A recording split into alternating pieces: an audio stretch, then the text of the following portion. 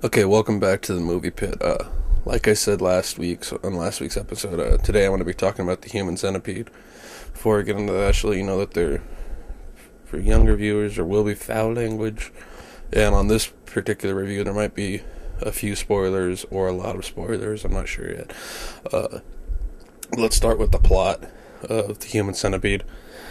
Pretty much, it follows two young girls who are American tourists, and they're on a road trip through Europe, and in Germany they just happen to be going through the woods and their car breaks down and they find themselves stranded with nobody around, as happens in a lot of these types of movies.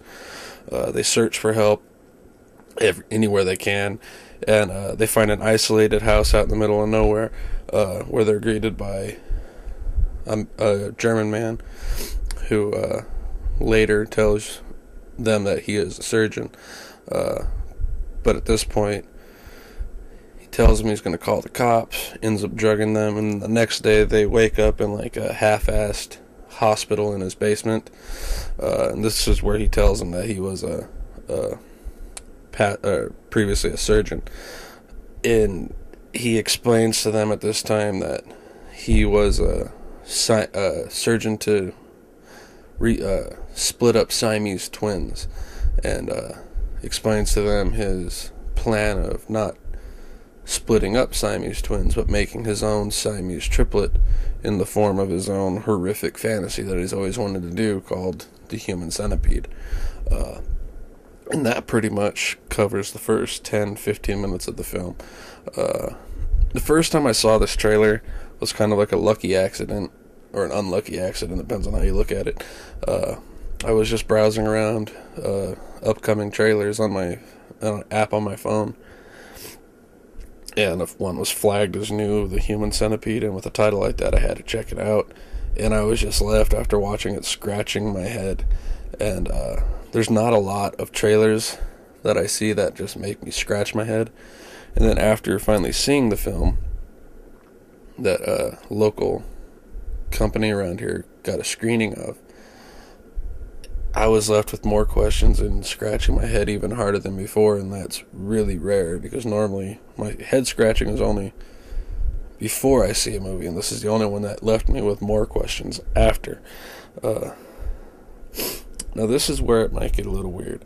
The storyline in this movie is what makes the movie interesting, and it's hard to even say that, because outside of the surgery aspect of it, of making the Human Centipede, nothing else really goes on. And if you've seen the trailer, all that you see in the trailer happens in the first 35-45 minutes of the movie. There's so much bizarre shit that you don't get to see, and it just leaves you with a weird feeling. I don't know how to explain it. This is a really strange movie to talk about, let alone to watch. I read a quote that was something on the lines of, "Human Centipede is disgusting and appalling, but don't hate the movie because it's gross.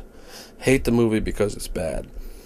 Now, I can't disagree with this quote, because this is one of those movies that you're going to love or hate, or maybe not even love, you'll understand or hate, because you really can't enjoy the film or love the film in any way. But I understand why this person had that quote, because the movie is just gross, and in a lot of people's opinions, the movie will be bad, because it is a straight up foreign film, low budget, that is going straight for exploitation. That's what the movie is. It's not trying to make a point in any way, shape, or form. It's just to exploit what this guy's idea is, and let's see how gross and uncomfortable we can make it for an hour and a half. And like with all exploitation films that have ever been made, this one is not going to be for everyone. It's going to be a majorly acquired taste. And some might say you have to have really sick taste to enjoy this movie. I don't agree with that. When I'll get to that a little bit later, but here comes some of the spoilers about it being gross. The whole concept is of the triplet being a centipede is one unit here, here, and here, and they're all surgically connected,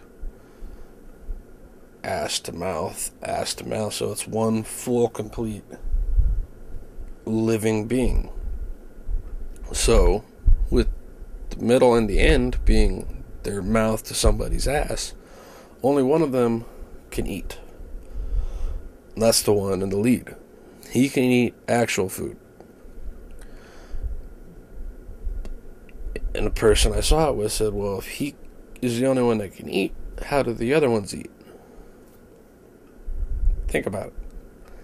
And that's one of the most disgusting and disturbing scenes in the film, where the lead guy has to shit, and the doctor is coaxing the middle one to eat. She needs to be replenished. She needs to feed. And if you have like a really, really, really weak stomach, that scene you might not be able to make it through, because like I said, it is balls to the wall, in your face, lets you know what the hell is going on, and it is really weird and uncomfortable to watch. But that's not the only scene that I don't want to give too much away, but there's one scene that's not quite as disturbing as that, but equally gross, a little later on in the movie, when they find out surgery doesn't really take. Now, I guess that moves us on to the acting of this film. I'm not even going to bother trying to give out the actors' names, because at least two of them I'll butcher. The German man who played Dr. Hader was actually really fucking good. For a budget film of this quality, I was expecting a lot less in the acting front from everybody.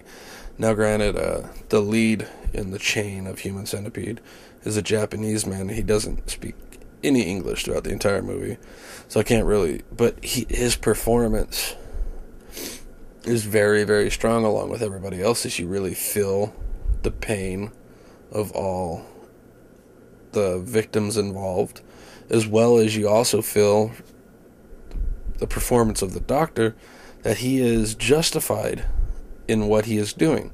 And that was a really weird route to take, I thought, because here's a guy who just combined these people ass to mouth, butchered their legs so they can't straighten them, so they have to walk on their hands and knees, but yet you somehow feel that he's justified in a way, because he's only trying to... Because he started out with dogs doing this, and his dogs died, and he wants a new pet, and you feel bad for the guy at some point.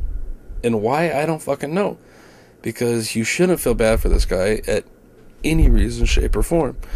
The acting, though, to have it that way, there's not a lot of actors in this film. There's the four main, and I think there's two others that are detectives in the latter part of the film.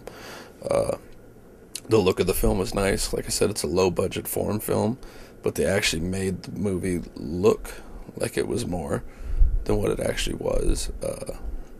And that's hard to do nowadays, because you look at low-budget films that even try to get limited run, that still have that cheap digital look. Even though this was shot on digital, they made it look like 35mm. It looks good. It looks like they had some money behind it, even though we all know they didn't. The cinematography, I really liked. I thought it set the mood. Long drawn out shots to make things uneasier, long drawn out pans. Now the person I saw it with, he thought the cinematography was awful, but like I said, I thought it set the mood in the tone of the film very nicely, and it fits with everything else that's going on.